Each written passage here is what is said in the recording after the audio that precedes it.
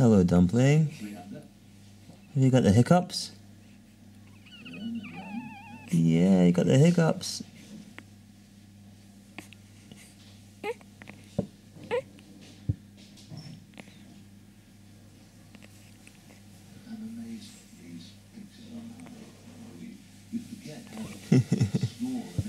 Good girl.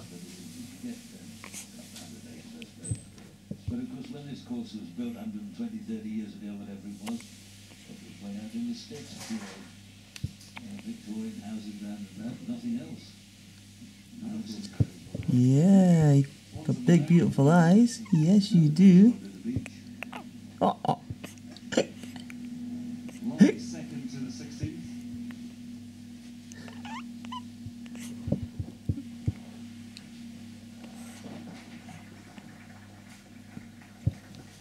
I suppose it's closer to the sea than somewhere like Wakefield, and probably about as close as somewhere like Carnoustie.